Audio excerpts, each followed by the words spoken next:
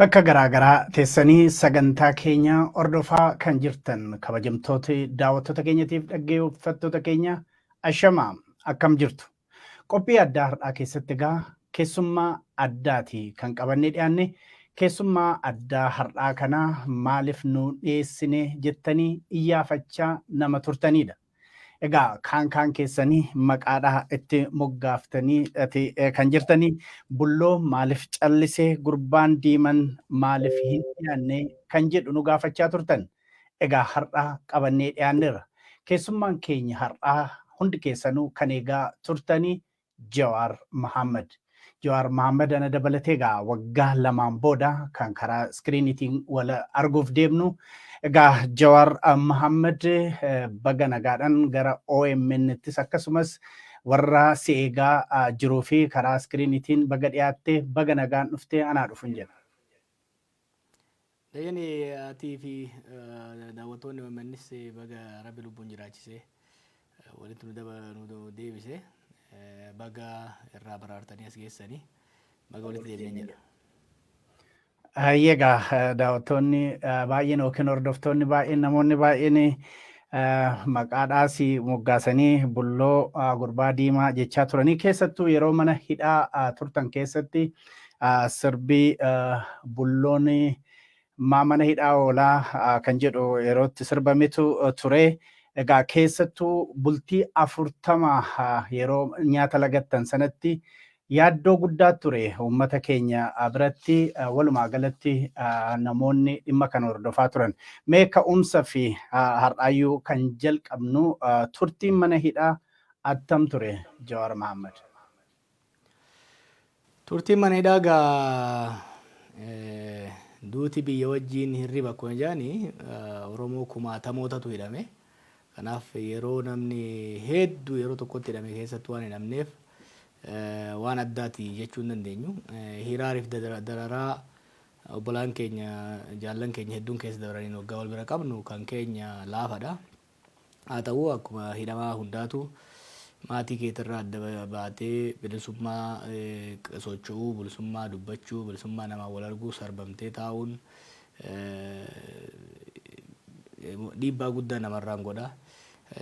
Haalli nageenyaatii fi haalli biyya keessa turerraa wal qabatee maatiin keenya baay'eedha kan yaaddaa turanii kun nuufis yaaddoo ture. Nama tokkoon gaa hidhaan dhiibbaaf miidhaa nurraan gaheera.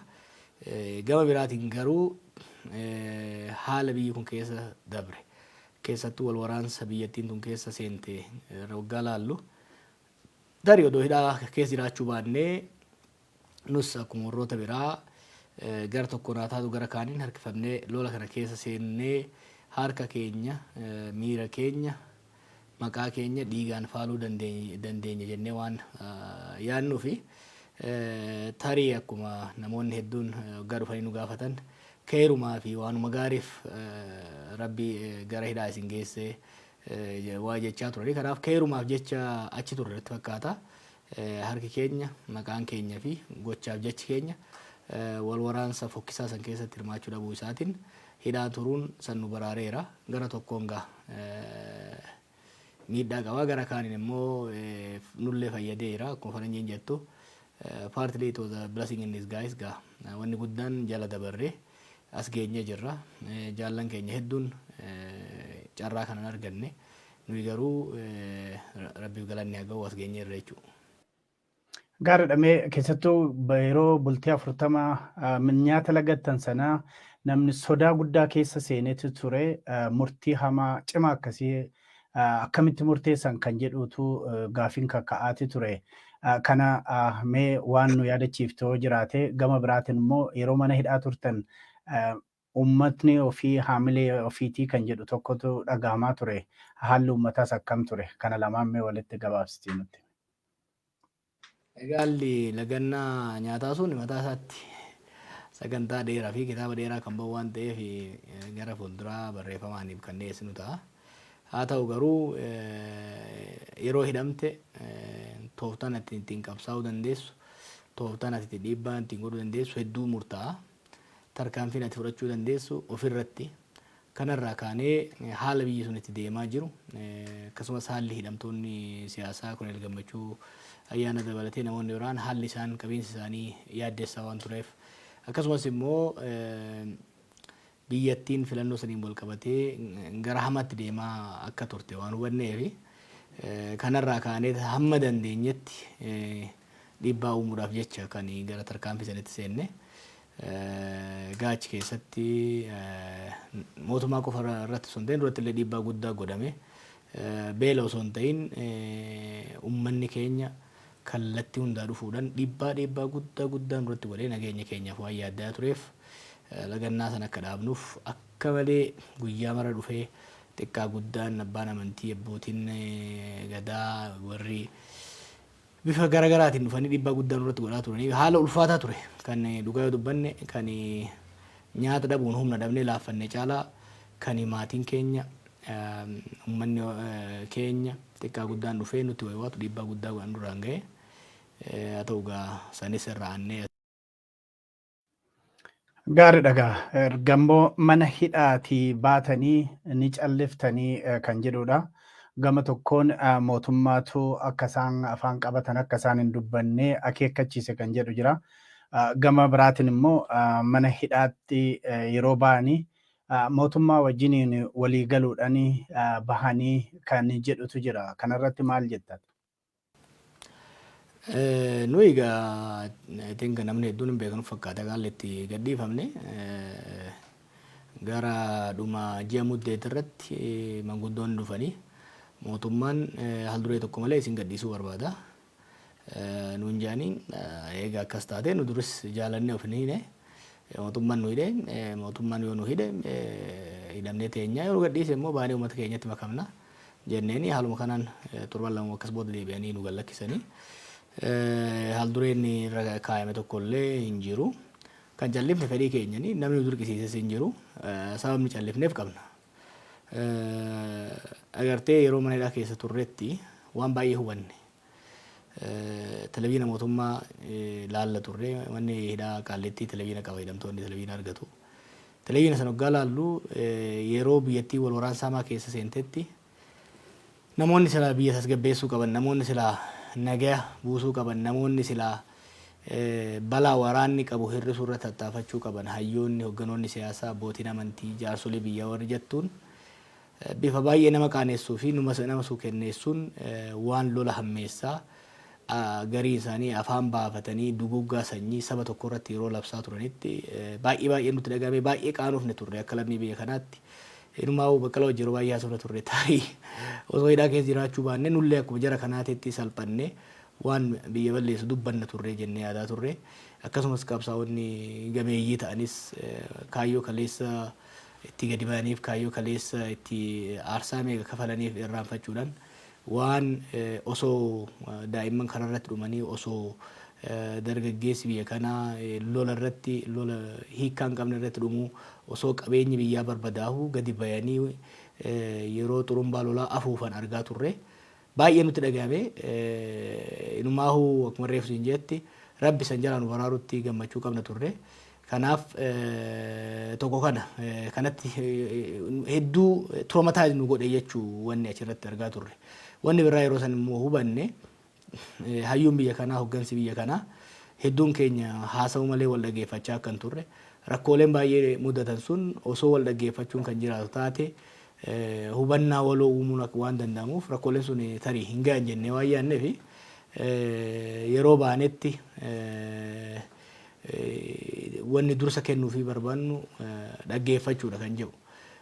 Sababoota biraas qabna wanni jallifneef sababni biraa fakkeenyaaf ummanni keenya waggaa lamaaf olola lolaatiin olola diigii cabsii balleessi barbadeessi jedhuun sammuunsaa weeraraa ture yeroo nuti baane sanitti haga tokko gama mootummaatiin fi gama murnoota biraatiin ololli lolaa lash jedhee haasaan nagayaa dhufaa waan tureef ummanni keenya xiqqoo boqonnaa argatuu qaba nullee itti baanee daran miira isaa jeequun qabnu kaja'uudha jechuudha waliigalatti egaa dubbachuurra yeroo hiikamne sanitti anguma ammattis yoo ta'e ummata keenyaafis biyya keenyaafis mataa keenyaafis tarii dubbachuurra dhaggeeffachuu wayya kan jedhudha.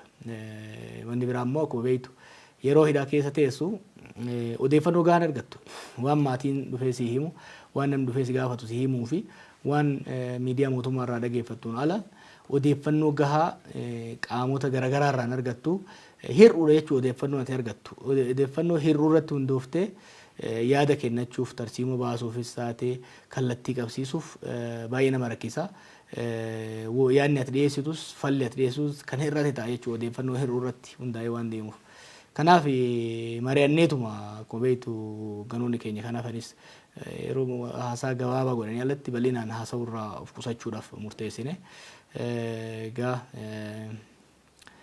haasa'uu dhabuu keenyan uummanni keenyaa fi biyyi keenyas sabni keenyas hin fayyadame jenneeti kan abdannu. Yeroo tokko tokko callisuunis ergaa guddaadha qaba. Silence can be a strategy sometimes. Kanaaf bifa saniin hordofaa turre. Dubbiin callisuu kun hedduu nama dubbisiisa nan beeka. Mammaasa gaafa ijoollee tokko na yaadachiisa. Yeroo nan ijoollee mammaasa tokko ture mammaasatti wani dhiyaatu.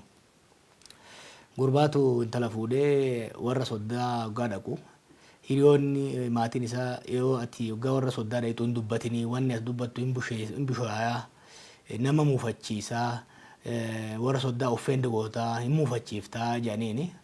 Kanaaf innis waggaa warra soddaa dhaqu soddaatitu mana jira. Dubbadhu haasa'ii jettiin hin haasa'uudha. Haasa'ii lakkii haasa'ii hin haasa'u maan haasofne lakkii barii warri keenya waggaa warra soddaa dhaqite hin haasa'ii naan jedhanii.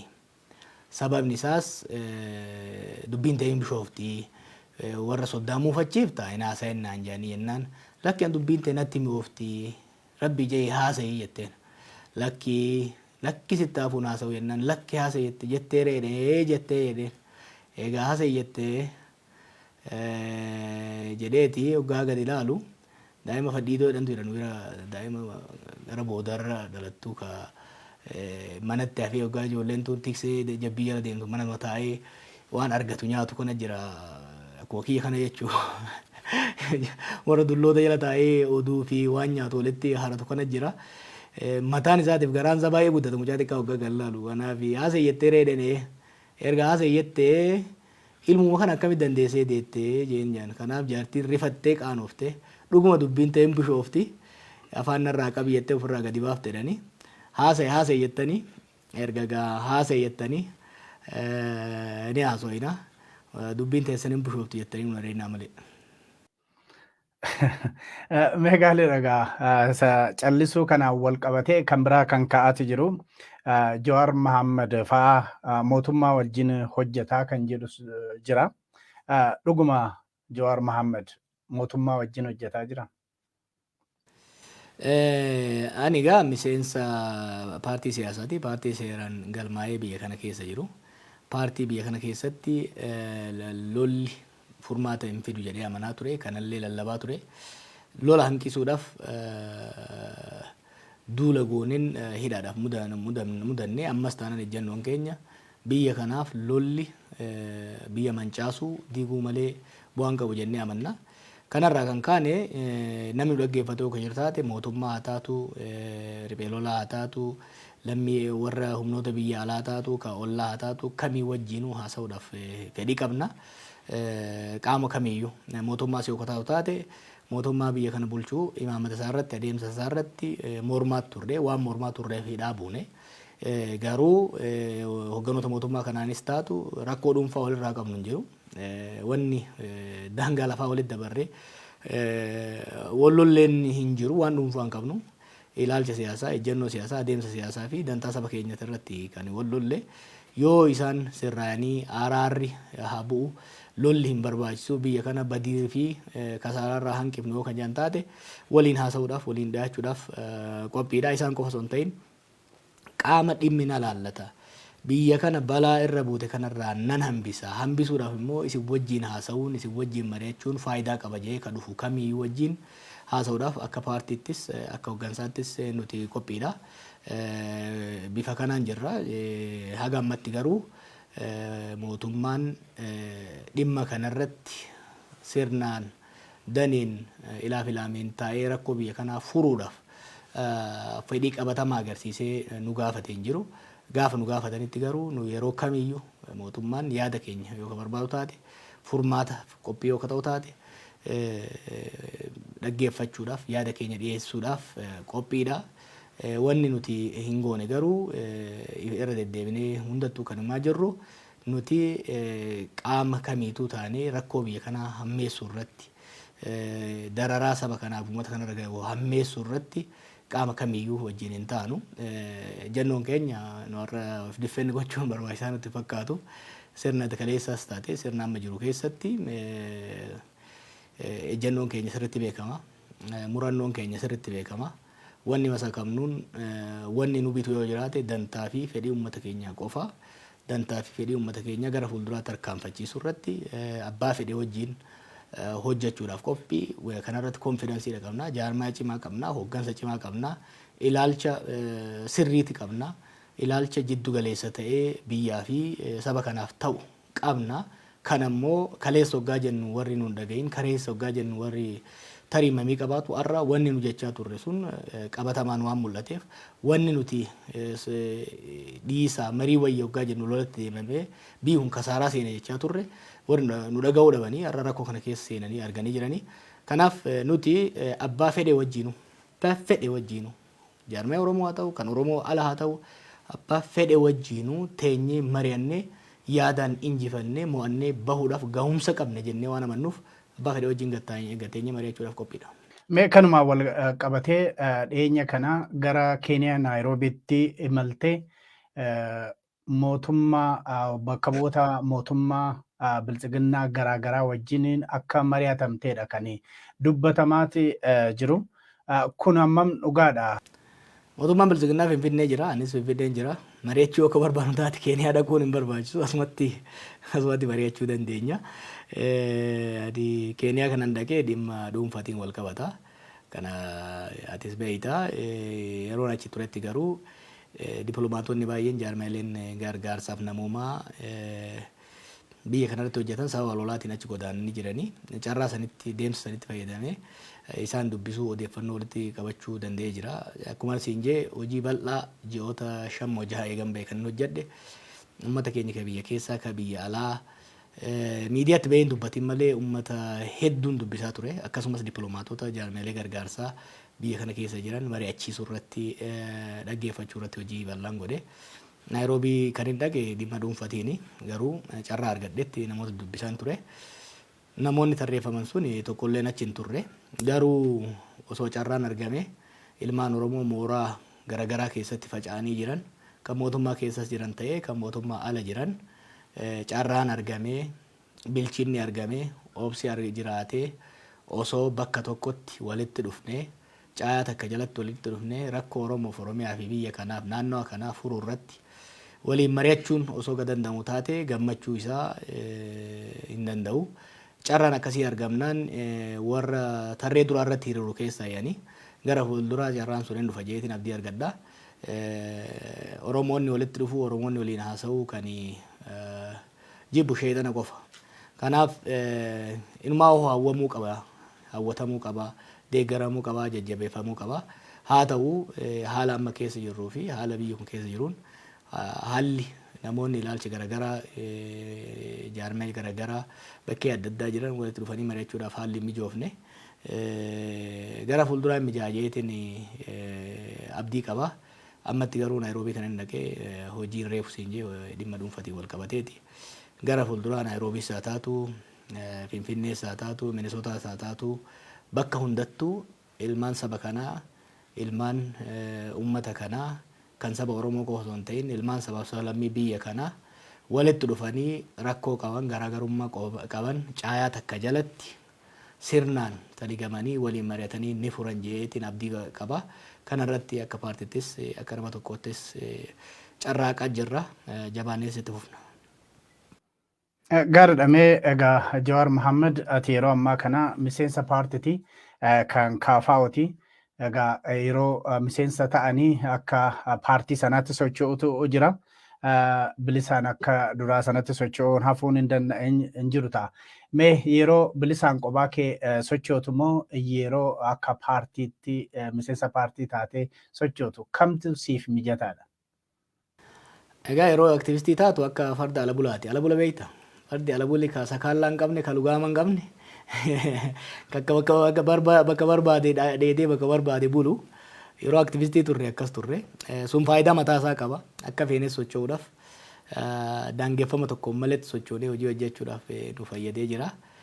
Paartiitti immoo hoggaa seentu akka farda abbaa qabuuti. Lugaamaaf sakaallaa qabda. Dallaa sitti tolfamu jira. Achi keessatti hojjettaa jechuudha. Lachuu bu'aa qaba jechuudha. Kanaaf kan farda ala bulaa sanis ture akka gaariitti itti fayyadamee sabas fayyadayeetii yaada. Boodarra immoo gara paartiitti seenee yeroon gara paartiitti seenu calliseeti miti mataa kiyyaanis hayyootaa fi uummataanis sirriitti mari'adheetini ce'umsoota gammaa godhaman ka 75, 74, 75, 91, 2018 keessatti sabni keenya shoora guddaa taphate warri jijjiirama barbaadu kan saba biraatis shoora guddaa taphate garuu yeroo maraahuu wanni hawwatamee fi wanni yaadame osoo hin taane yeroo ce'umsi karaarraa maqee faayidaan uummataa guutuutti hin eegamne agarra. Maaliif jennee hoggaa laallu yeroo mara wanni agarru humnoonni jijjiirama fiduu barbaadan qophaa'uu dhabuu keessattuu bifa jaarmayaatiin qophaa'uu dhabuu isaaniititu paawar baakii uumamaa yeroo kanatti abbuma itti qophaa'etu bakka san qabataa abbaan itti qophaa'e sun immoo dantaa sabaa osoo hin taane dantaa ofiitiin geggeessuu irratti deemaa jechuudha. Kanarraa ka'uun akka Oromoottis ta'ee akka humnoota biyya kanatti jijjiirama barbaadanitti sirna jijjiiruu qofa irratti osoo hin ta'in sirna bakka buusuu irratti fuulleffachuun baay'ee barbaachisaadha yaada yeroo ga'e. Kanaaf ammoo political party jaarmaya siyaasaa cimaa tokko kan Oromoof Oromiyaa fakkaatu kan hoggansaanis imaammataanis tarsiimoonis gahaa ta'e ijaaruun barbaachisaadha jennee irratti hojjetaa jirra. Yeroo baay'ee dabara Ihaadeegii siyaasatti ammallee wanni akkasii sun bibbiqilaa jira. Injiru dhaabni biraa tokko injiru kan biyya bulchaa danda'u kan bakka bu'uu danda'u injiru. Paartiin kun yoo bu'e hoggansi kun yoo bu'e banna kan bakka bu'uu danda'u injiru jaaminitti dhiyeessu. Wanni kun biyyarra uummata biyyaa irrattis dippiloomaasii irratti illee dhiibbaa qaba. Kana jijjiiruudhaaf jaarmaya cimaa paartii cimaa jaaruu barbaachisaadha jeetiin amanaa. Kanaaf ni gara paartii yaada kiyyatti dhiyaatu kan kaafaa'utti makame aktiviizummaa irraa gara rogeessarraa gara hoggansa siyaasaatti cehuun waan laafaa miti. Haa ta'u garuu kaafaa'uun baay'ee na laaffise. Akkuma beektu hoggansi paartii kanaa Profeesar Mararaa irraa kaasee warra baay'ee hubannaa qabanii warra nama madaqsuudhaaf nama guddisuudhaaf nama simachuudhaaf deemanii lugaama baay'ee sitti hin cimsanii lugaama sitti laaffisuu sakaallaallee xiqqoomsa irra kaa'uu baay'ee sitti hin cimsanii dallaa isaallee hin bal'isanii akkasumas immoo baqqalaa wajji hoggaa hidhamtu immoo waan baay'ee agarta. Kanaaf kaafaa'uun akka gaariitti haala naaf mijeesse akka inni ce'umsa sanii ismuuz bifa ta'een godhuuni. Ammatti uumaan jiru natti fakkaata gara siyaasatti waan uummanni guutuutti achi luuccaa jiru natti fakkaata. Gaariidhamee gara biraatti darbina. Waraana kaaba biyyattii keessatti adeemsifamee amma badii guddaa qaqqabsiise kana dursitee mormaati turte waraanni badii fida malee kan jedhu mormii guddaa dhageessisaati turte. Amma gaa waraanni inni gara kaabaa sanxinnoo lash jedheeti gara Oromiyaa keessatti waraanni banamee Oromiyaa keessatti waraanni adeemsifamaa jira. Oromiyaas haa ta'u walumaa galatti iddoo biraatti rakkoo uumameeti jiru. Bifa kanaan waraanan furmaata argamsiisuun ni danda'ama kan jedhutu jira. Gama biraatiin immoo warra kaanitti duullee ebelu balleessinaa kan jedhutu jira. Bifa kanaan waraanni biyya tokkoofis haa ta'u walumaa gala Oromiyaadhaaf furmaata ta'a jetta gama keetiin kan attamitti xiinxalte?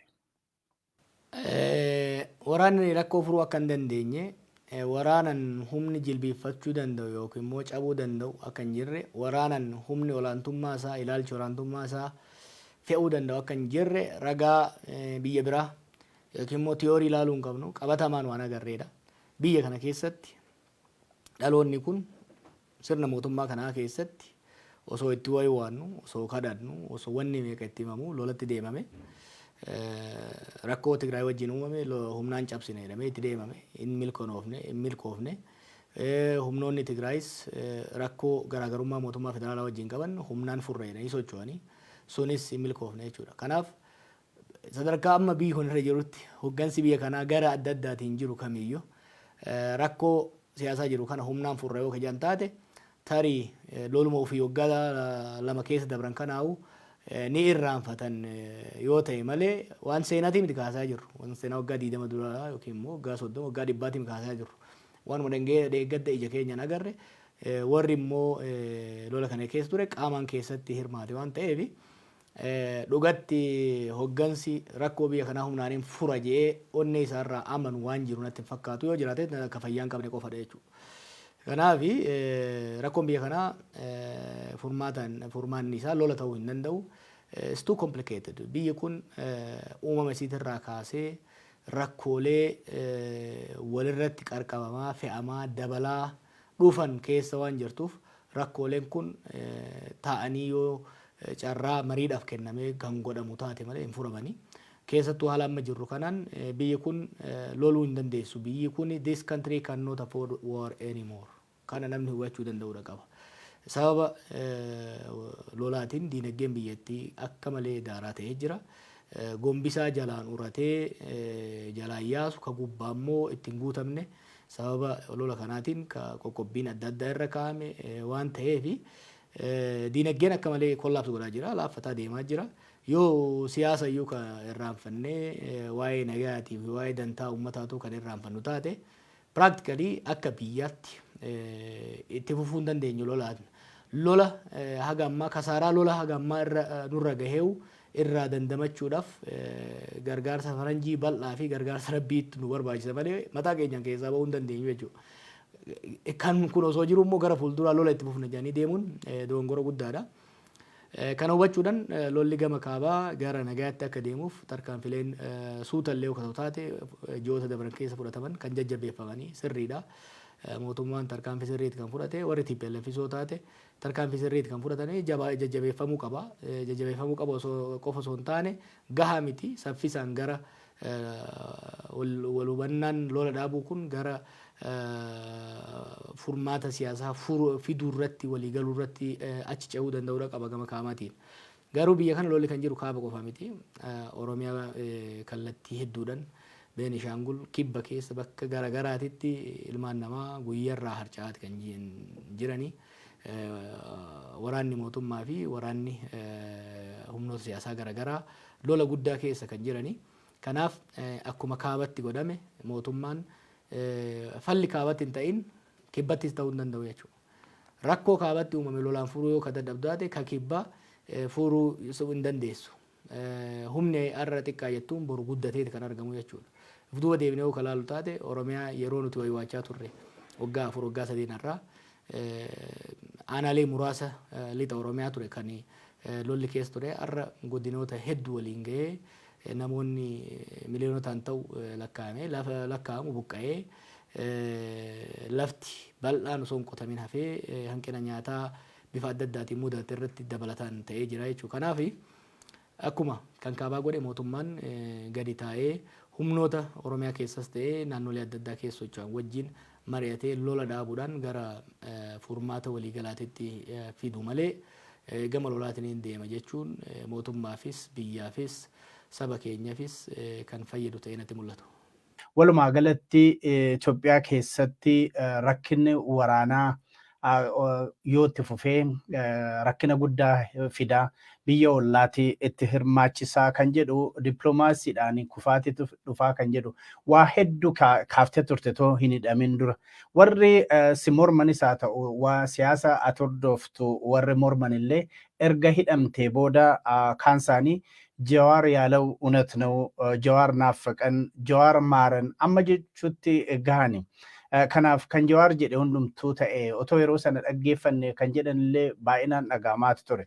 Waan fuulduratti ta'u kana attamitti raaguu dandeesse amma teessee yeroo ilaaltu immoo akkamitti hubatta ilaalta Jawaar? Tarii warra Dabbayyee, warra Sheek Huseenii, warra Sayidaaboo irraa waan hin dhufeef ta'a laata. Lakkii ani hin raagne itaan irra hin buufanne. Garuu ijoollummaa siyaasa Itoophiyaa tan ilkaan itti cabsanne. San boodas gara Singapoor yeroo deemetti biyyoota Eeshiyaa keessatti ijoollummaan wal fakkii biyyoota keenyatiif biyya keenya biyya sanii ilaalaa ture. Biyyoota akka Sri Lankaa, Maleeshiyaa, Indoneeshiyaa, Kaamboodiyaa hedduu isaanii keessa deemee biyyoonni naannoo sadii kun amma tokko wal waraansa keessaa bahuudhaan gara cehumsa isaanii xumuranii gara diinagdee jiddu galaatti cehaa waan turaniif hedduun faasineetir ta'ee qorachaa ture jechuudha. San booda immoo yeroon gara Ameerikaa deemee yuunivarsiitii yeroon turetti tiyoorii siyaasaa keessattuu comparative politics jennuun akkasumas madda wal dhibbeelee sabootaa, madda sirna abbaa irree, madda lolaa waliigalaa hedduu irratti barnoota gaarii hayyoota ciccimoo jalatti barachaa ture. Kuni waa'ee siyaasaa irratti keessattuu siyaasaa biyya keenya irratti hubannaa gaarii naa kenne. San qofa osoo hin ta'in biyyoota akka Awurooppaa bahaa, akka Yugoslaaviyaa fa'aa, Sooviyeet fa'aa turan keessa deemuudhaan akkaataa biyyoonni sun impaayeroonni sun itti diigamanii fi san booda wal waraansa ta'ee fi san booda riippablikoota uumaman akkasumas immoo fincila kalar rivoluushin jedhamu kan sirna dimokiraasiitti ceesisanis qorachaan ture. Biyya Indiyaattis deemuudhaan akkaataa itti qabsoon nagayaa hojjetaa turee fi sirna federaalizimii isaanii qorachaan ture. Kana hunda immoo yeroon qoradhutti biyya keenyaan walitti qabeetiin ilaalaa ture. Kanaaf waa'ee biyya kanaa kara biyya kun tarii itti deemuu dandeessu tilmaamuudhaaf hubannaa gaarii kaayadheen ture natti fakkaata. Barnootaanis muuxannoodhaanis hubannaa gaarii waan hin godhadheef kanarratti hundaa'eetiin xiinxala kennaa ture. Xiinxalli sun keessattuu yeroo qabsoo sanitti hedduu nu fayyade. Booda garuu waa lama yaadaa turre. Tokkoffaa sirna Ihaadeegsan dadhabsiifnee harka kennisiifnee jijjiiramatti galchuu ture. San irratti nutti nu milkaa'ee jira. Xiinxaluu san irratti hundaa'uudhaan ammoo cehumsi kun akkaataa itti deemuu qabu irratti yaadota lafa keenya karoora lafa keenyatti ture. Karoora san irraa yoo kan maayinu taate rakkoolee uumamuu danda'an eeraat turre. Keessaanis ifattis gama miidiyaatiin eeraat turre. Akka hiree ta'ee cehumsa san hadiidarra qabsiifnee deemuudhaaf hin dandeenye. Warri immoo cehumsa san hoogganuun akkaataa nu itti hubanneen hin hubanne jechuudha. Kanarraa kaaneeti rakkoo kana keessa kan seenne. Wantoonni an dubbachaa ture sun dhugaa ta'uu isaaniitti an ittiin boonu kanan je'ee ture je'ee ittiin boonu ittiin of jajuun barbaadu dhugaa ittiin hin gadda. Yeroo mana hidhaa turettis ijoolleen ati akkas jechee turtee hunoo kun raawwatameera yeroo jedhan eegan ba'es kilipii adda addaa sooshaal miidiyaa irra deemu hoggaan laalu nan gadda. Akkuma jedhamu nama hoggaa wanni inni dubbate takka dhugaa taatu yoo argu arrabni kee gurraacha jedhaniiti xooxiffatu yookiin immoo qeequ duri arrabni kiyya gurraacha jedhee yeroon daawwitii keessatti illee ulaalee ture. Arrabni kiyya gurraacha miti. Haa ta'u garuu dhiiroo biyya kana ittiin farrisee saba kana biyya kana uummata kana ittiin farrisee jedhee yeroo itti dhagamu I regret actually wantoota tokko jechuu isaaniitti dhugaa ta'uu isaaniitti wanni an tilmaame dhugaa ta'uu isaaniitti ittiin boonu ittiin hin gadda dhugatti. I wish wanni an jee osoo ta'uu baate I wish wanni an jee suni faallaa sadii ta'ee biyyattiin tun lola keessa seenuu dhabdee biyyattiin tun gaagama keessa seenuu dhabdee osoon tilmaamni kiyya dhara ta'ee biyyi kun garuu rakkoo kana keessa seenuu baattee karaa nagaa irra kan deemtu taateen irra itti gammada. Ittiin hin boonu ittiin hin gaddaa yeroo baay'ee osoon dubbachuu baadhee tarii ittiin farrisee yeroon itti yaadu jira. hirmaannaa biyyoota adda addaa waraana Itoophiyaa keessatti adeemsifame keessa Eertiraa dabalatee hirmaannaa isaan Itoophiyaa keessatti godhan kana mee akkamitti ilaalta? Badii akkamii geessise? Akkamitti xiinxalte keessattuu iddoo mana hidhaatii baate? Egaa biyya kana keessatti wanni haalamuu hin dandeenye biyyoonni hedduu harka galfatanii jiranii. Garuu biyyoonni kun cabsanii nuti hin seenne. Biyyoota kana nuti rakkoo teenya dirree siyaasaa irratti furuu dadhabuudhaan gara dirree waraanaatti dhaquu keenyan biyyoota hedduu gara dhimma keessoo keenyaatti affeerre. Wanni hubatamuu qabu wal waraansi keessattuu biyya hiyyeessa keessatti godhamu osoo hin jaalatin gargaarsa biyya alaa si barbaachisa, ispoonsara biyya alaa si barbaachisa. Maaliifi loluudhaafis leecalloo gahaa hin qabdu, meeshaa waraanaas hin qabdu. Kanaaf biyya alaa irratti hirkatta. Kanaaf biyya alaatirraa akkasii gargaaru gaa deemtu ufumaa balbala banattaa jechuudha. Kanaaf itti gaafatamummaan badiin kan jiru kan biyyoota alaa biyya keenya keessa seenaniitii miti. Nutu balleesse, nutu wallolee, nutu waraanatti seennee balbala fooddaa keenya gidaara uree kaba manaa uree kallattii hundaan qilleensi akka nu keessa seenu goonee humnoota biyya alaa ofitti seensifne. Kuni kana dura amanuun barbaachisaa. It was our fault. It was our own making. Waan namni ana kan beekutti namni yookiin immoo biyyi humnaan daangaa biyya sanaa cabsee seene natti mul'atu. Kabiraa dhiisii gara Suudaanii nama gara Fashagaa dhufanillee yoo taate osoo biyya kana keessa lolli jiraachuu baate bifa saniin dhiibbatanii dhufuun hin jiraatu ture jechuudha. Kanaaf wanni hoggansi biyya kana gamaa gamanaan jiru kamiyyuu amanee fudhachuu qabu. Nutu balbala nutu seensa saaqee ofitti seensise tokko kana. Lammaffaa wanni hubatamuu qabu yeroo ammaatitti keessattuu yeroo wal waraansi biyya tokko keessatti uumamu akka durii miti. Yeroo durii biyya tokko keessatti wal waraansi kan wal waraanus humnoota hagoodha. Mootummaa fi ribeelolaa lama sadii akkasiin dabru ture. Akkasumas immoo warra kana ka gargaaru external sponsors warri jennuun biyyoota muraasa ture. Yeroo lola qabbanaa maal janka Cold War jedhamu kana blooki malamat ture. Blooki warra lixaa ture kan warra bahaa warra Soobeetii ture. Jarma lamaan kanas seena ture jechuudha. Ollarraayis biyyi biraa gargaarsa yoo ka kennu taate ajajumaa fi qajeelfama humnoota lamaaniitiin kennaa ture. Amma akkasii miti. Amma waggoota 20-30 dabre kana keessatti biyyoonni hedduu diinagdee jiddu galeessaa argatti ol guddachuu danda'anii jiranii. Kanaarraa kan ka'e humna fedhii hawwii influensii isaanii dhiibbaa isaanii naannoo adda addaa irratti babal'ifachuu dandeettis fedhiis uummataa dhufanii jiranii jechuudha. Kanarraa kan ka'e baay'atee jira. Yeroo biyya tokko keessatti lolli tokko eegalu humni biyya alaa sponsora ta'ee lola deemu kana humnoota adda addaa sponsora ta'ee hirmaachuu barbaaduu fi danda'u hedduu lakkoofsaan dabalaa dhufee jira jechuudha.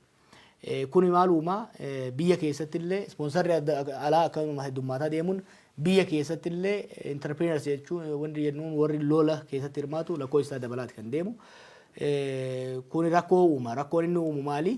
Araarsuuf illee loluma sanuu addaan beeku eenyu lola jettee addaan baafachuuf illee yeroo itti dhufutu jira.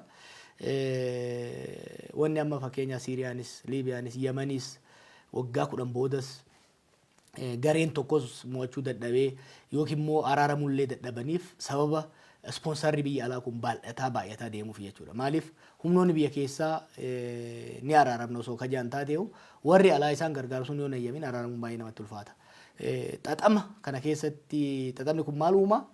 Adda godha civil war bara kana kan duraatirraa adda godha. Dur haadheeratu waggaa 10 20 haadheeratu malee yooki mootummaan irra aana yooki humna isaan mormutu irra aana bifa tokkotti biyya fotokofatee biyya biraa jaarrataa yookiin immoo mootummaa jiru garagalchee ka ofii qabataa bifa kanaan deemama. Amma akkasii miti endless civil war keessa seenta. Lola tokkollee tokkommoo anne kan immoo hin caamne keessa seenta jechuudha.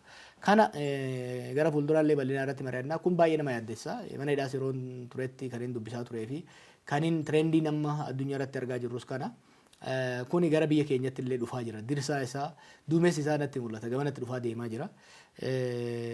Kana hubatanii hayyoonni hoggansi biyya kanaa of eeggannoodhaan deemuun barbaachisaa.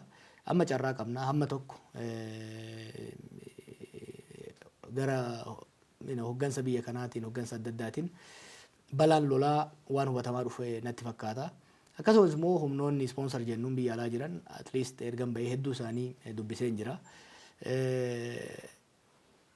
Wal waraansa itti fufsiisuu irratti hagas mara fedhii akka hin qabnee fi araarri yoo kabuu taate baay'ee akka hin jibbine kan hubachaa jiru. Carraa kanatti fayyadamnee balaa as deemaa jirurraa sabaa fi biyya keenya baraaruun baay'ee barbaachisaa natti fakkaata. Garuu lolli Oromiyaa keessa fi bakka adda addaa jiru kun yoo dhaabatin kan kaabatti yeroo dhaabate kuni furmaata waaraa osoo hin argatiin yoo ka deemnu taate yookiin immoo lolli biraa yoo ka eegalu taate daran humnoota amma harka naqatan caalaa humnoota biraas naqachaati kan deemnu. Akkasumas wal dura dhaabbannaan Raashiyaa fi warra lixaa kunis babal'ataa yeroo dhufetti dhiibbaa ji'oopolitikaa nurratti qabaatu qaba. Kun osoo dirsaan kun as hin geenye dafanii mana fi kabachuunii fi caayaa ofii jalatti furmaata barbaadachuun barbaachisaa natti fakkaata. Meegaa furmaata kana argamsiisuudhaa fi naashinaal daayaloog beeraawi mikakkir kan jedhu tokko jalqabneeti jirraa kan jedhu karaa mootummaa biltsiginnaatiin kan dhaga'amaa jiru. Adda bilisummaa Oromootiif immoo KFO'n yeroo dheeraadhaa fi mariin biyyoolessaa kan hunduma hirmaachise ni barbaachisa jedhaati turani. Kan amma biltsiginnaan qopheesse irratti garuu KFO'n hin hirmaannu jedheera kan jedhu komiitu jira gara mootummaatiin. Kanaafi kanamee attamitti ilaalta KFO'n kan mootummaan qopheesse kanarratti hirmaachuu maaliif hin barbaanne naashinaal daayaloog kan jedhamu kun yookiin beeraawi mikakkir kanumti jedhamu kunuyyuu bifa kamiin adeemutu irra jiraata bu'aa qabeessa ta'uudhaaf jetta.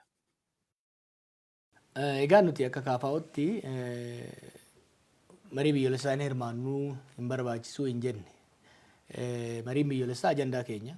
Ajandaa waggoota kurnaniif KFO'n fi keessattuu Profeesar Mararaan dubbachaa turedha. Akkuma yaadattu furmaanni biyya kanaa yeroo mallas jiru irraa kaasee furmaanni biyya kanaa mariidhaan marii waliigalaatiin mootummaa waloo dhaaburraa dhufa jedhetti kan dubbachaa ture. Yeroo nutis yeroo jijjiiramni kun dhufu kan yaadnee fi karoorfanne marii biyyaalessaa gochuudhaan rakkoolee siyaasaa garaagarummaa siyaasaa humnoota adda addaa jidduu jiran mariidhaan karaa qabsiifnee waliigaltee biyyoolessaa tokko uumna jenneeti kan yaadaa turre. Kanaaf ajandaan marii biyyoolessaa ajandaa keenya. Ajandaa nuti yeroo hedduu dhiibaa turre nurraan fudhatamini. Turtus erga aduun dhi'u kaates taatu mootummaan fudhatee ajandaa ofii godhachuu isaatti itti boonna. Garuu immoo mariin biyyoolessaa akkaataa sirna ittiin deemsifamu qaba. Marii biyyoolessaa waggaa jedhamu sadarkaa lamatti godhama. Tokko waliigalteen siyaasaa gara lolaatti osoo hin seensisin, garaagarummaan siyaasaa lolatti osoo hin seensisin, garaagarummaa san dhimmoota irratti wal dhibdeen jirtu san mariidhaan furuudhaan lola hanqisuu preventive measure kan jennu lola hanqisuudhaaf itti fayyadamuu dandeessa. Tokko immoo kalammataa immoo yoo marii biyyoolessaa godhuu dadhabdee rakkoolee jiran san mariin furuu dadhabdee yookiin yeroo dhabdee hanqattee lolli dhoohee wal waraansi bal'aan erga godhamee booda erga lolli sun dhaabate irraa kaastee tokkoffaa dhimmoonni lolatti nama gareelee geessan sun sirna irratti mari'atamee furmaata akka argataniif akkasumas immoo miidhaa fi madaan lola keessatti uumame akka qooruu fi akka wal'aanamuuf lola booda marii gootaa jechuudha. Post war reconciliation process kan jennu. Kanaaf mariin biyyoolessaa yookiin lola dura godhama yookiin lola booda godhama. Yookiin wal waraansa dura godhama yookiin wal waraansa booda godhama. Mariin biyyoolessaa wal waraansi osoo geggeeffamaa jiru godhamu hin jiraatu jechuudha. Bu'aas buusuu hin danda'u. Akkuma aadaa keenyatti yoo fudhatte dargaggeessi lama yoo kan wal falaxaa jiraatu taate dura dargaggeessi lamaan sun akka wal dhaanu wal rukutuu dhaabu gootee eega adda qabu waan jedhamu jiraami jidduu seentee eega adda qabde booda gara caayatti fidda malee osoo isaan alatti wal tumaa jiranii wal waraanaa jiranii jaarsi caayaa jala taa'ee isaanii wal tumu alatti dhiise jaarsi caayaa jala taa'ee mari'atu dura walitti bu'iinsi sun wal lukutuun sun dhaabatuu danda'u qabaa jechuudha. Kanaaf akka harduree tokkoffaatti kan keenye mariin biyyaalessaa bu'aa akka buuse yoo kan yaadamu taate lolli dhaabbachuu qaba.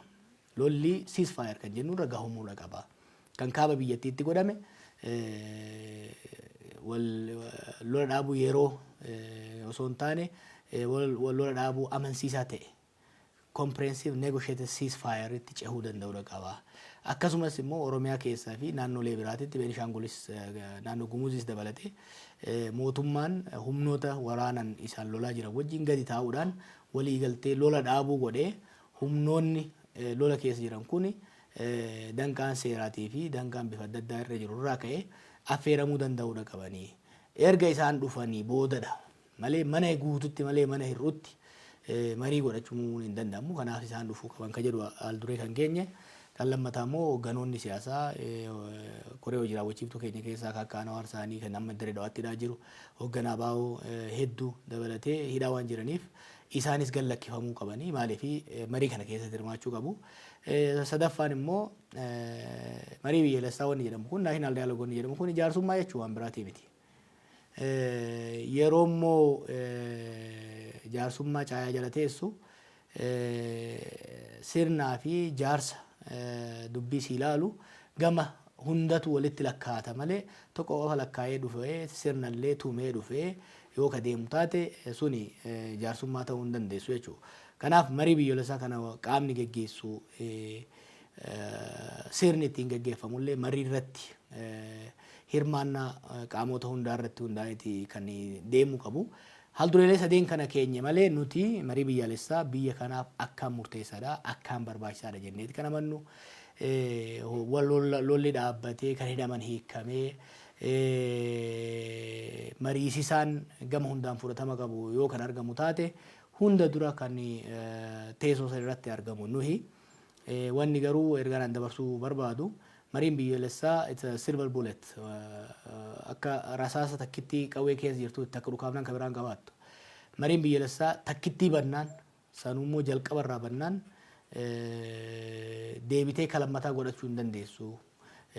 Kanaafi mootummaanis ta'e warri kun gara kanatti marii fafakkeessaa marii ajandaa xixiqqaa fayyadutti fiiguu mannaa dhugama yoo biyya kanaaf kan yaadan taate dhugama wal waraansi kun lammuu akka hin deebine kan jiru akka dhaabatu yoo ka barbaadu taate dhugama diinagdeen biyya kanaa kufee biyyattiinii fi uummanni keenya rakkoo kana daran hamaa keessa akka hin seene yoo ka barbaadamu taate xiqqoo gadi dhaabbatanii dursi biyya kanaa piraayoritiin biyya kanaa guddaan lola dhaabuu waan taateef lola dhaabuu irratti otoo fuulleffatanii gaariidhan jedha.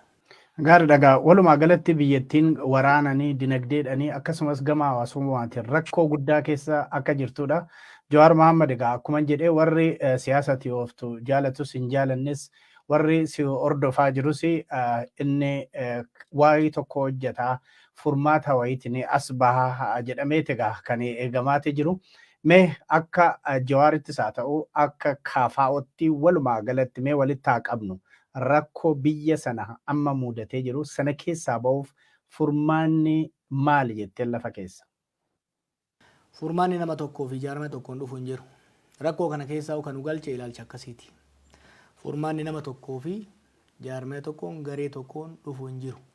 Kan qabnu rakkoo walooti. Kan keessa seenne gaagama walooti. Kan keessaa baanus waliin jechuudha. Kanaaf hunda dura rakkoo namni tokko gareen tokko nuuf fura jedhurraa bahuun barbaachisaadha. Rakkoo walootiif furmaata waloo barbaadu irratti fuulleffachuudha qabna. Nuyi egaa akka KFO'tti kan amannu yaadni nuti qabnus kan itti ciccinee deemnus akkuma reefu siin jee hojiin hunda dura lola dhaabuu irratti fuulleffachuu. Lolli dhaabachuu baannan lolli immoo kan dhaabatu mootummaan amma booda biyya kanaaf lolli hin fayyadu. Amma booda lolaan olaantummaa garee tokkos haa taatu sirna garee tokko gad dhaabuun hin danda'amu. Kana booda biyya waloo jaarree yoo kajamu taate marii walootiin jee yookaan amanu taate kanarratti hundaa'ee qaamota qawwee wal lolaa jiru wajjin lola dhaabee qaamota ilaalchaa wal lolaa jiru wajjin immoo gara hunduma keenya gara tokkotti sassaabamnee kan mari'annu yoo taatu taate biyya kanaaf furmaata qaba jenneeti kan amannu. Hamma dandeenyetti akka Jawaarittis akka KFO'ttis biyya kanaaf nagaa, biyya kanaaf tasgabbii, biyya kana qilee ishiin buuteerraa of duuba deebisuudhaaf tattaaffii guddaadha goona. Akkuma inni sila jechaa ture biyyi kun akka otoobisii irraan gadee osoo deemtu qileetti deemtee goommaan lama qilee seenee goommaan lama karaa irratti hafeeti. Waggoota ji'oota 5 dabre kanatti waggoota 4 dabreef karaa dogongoraatirra saffisumaan oofamaa turte. Amma garuu egaa goomman lama qilee seenee boodallee taatu fireenni waan qaban fakkaata. Fireenni qabuun gahaa miti, duuba deebisuu barbaachisa. Kanarratti mootummaan qabatamaan murannoodhaan biyyattii qileerraa of duuba deebisuudhaaf tarkaanfii yoo fudhatu taate nuti gahee keenya akka mormituutitti akka lammii biyya kanaatitti waan beeknuun waan dandeenyuun hirmaannee balaa as deemaa jiru rakkoo hagammaa jiru madaa hagammaa jiru wallaanuudhaaf balaa gara as deemaa jiru immoo baraaruudhaaf hanqisuudhaaf shoora keenya taphachuudhaaf qophiidha. Gaara dhagaa gara dhumaatti dhufneera. Ragaa neefati interviyuu goonuu qe'een Oromoo hedduu gubataa, qabanni gubataa, namni hedduu ajjeefamaa, weerara guddaa adeemsifamaa jira. Meegaa gaardaaf kanumaan haa gabaabsinu garuu otoon hin dubbatin otoon deemuu baadhee kan jettu yaadni jiru yaada qabdoo jiraattee itti da'iitii walumaa galatti uummata Oromoos haa ta'u warra sabaaf sablammoota warra si hordofaa jiran biyya keessas biyya alaatis jiran ergaa qabaattee dhaamsa qabaattee waltajjiin kan keetii Jawaar Mohaammed. Oromiyaanis ta'e Itoophiyaan gaagama akka yeroo ammaa keessa seente kana seenteen beeytu balaa risk danger amma isii fuuldura jirullee agarteen beeytu kana sirriitti hubachuun barbaachisaadha. Uummanni keenya dhumaatii rakkoo buqqa'iinsa amma keessa jiru kana keessa bahuudhaaf hojii guddaadha gaafata. Amma anaaf Baqqalaanis gara biyyoota alaatti deemaa jirra. Biyyoota alaa keessatti uummata keenyaan wal dura teenyee waliin mari'achuudhaaf dhaggeeffachuudhaaf waan nutti mallattee itti himuudhaaf garasitti deemaa jirra. Egaa kan qaamaan agarru qaamaan kan agarre immoo miidiyaadhaan dubbisaa waan dandeenye saba keenyaa fi biyya kanaaf gumaachuudhaaf dhufaa jirra. Gaafilee hafanii fi yaadota hafan immoo waltajjiilee sana irratti bal'inaan kan itti deemnu ta'a. Wanni ani jechuu barbaadu saba keenya galateeffachuuf kan garas deemnu. Sabni kun saba galataati, uummanni kun uummata galataati. Yeroo hidhaa jirtutti wanni yeroo baay'ee yaaddu kaayyoon ani hidhameef uummanni ani hidhameef na duuba kaayyoo san dhiisee tokkummaa isaa jiigee jiramoo cimee itti fufe kan jedhudha. Uummata keenya guyyaarraa dhibbaatamaan dhufee nu gaafataa ture. Erga baanes bakka eenee walitti cimee jabaatee daasporaan isaa taatu kan biyya keessaa jabaateeti kan agarre. Kun hedduu nu boonsa. Mana hidhaattis akka laaftutti ilaallu akka hin cinqabne akka qalbii takkaan kitaaba dubbifnuu fi barreessinu nu gargaare. Kanaaf uummata kana galateeffachuu qofa osoo hin ta'in yaaddoo isaa hawwii isaa dhaggeeffachuu barbaanna. Nuyis yaada keenyaa fi karoora keenya akka paartiitti dhiyeessuudhaaf kan sochoonu. Sanirratti gaafileen dabalataa hedduu akka jiraniin yaada. Kan dandeenyu hin deebifna. Kan haqqanne immoo akkuma dur rabbitti kadhanna. Kanaan waa ga'uun jaa galatoomii deene. Hedduu galatoomii atis Jawaar Mohaammed waan dhiyaattee ibsa bal'aa nuu kenniteefi egaa kabajamtoota daawwattoota keenyatiif dhaggeeffattoota keenya kan gaafataa turtan iyyafataa kan turtan Jawaar Mohaammed wajjiniin turtii bal'aa goone irraa hubannoo guddaa akka argattanii abdii qabna. Gara fuulduraatti egaa ammas deebinee Jawaar Mohaammed isinii dhiyeessinaa jedheen abdii qaba. Waan ammaatti nu wajjin turtaniif hedduu galatooma. Ammaatti kan isin keessumsiisaa ture Dajanee Guutamaatii ogeeyyiitoota teeknikaa wajjiniin ta'uudhaani sagantaaleen OMN biroo itti fufu nagaan nu tura.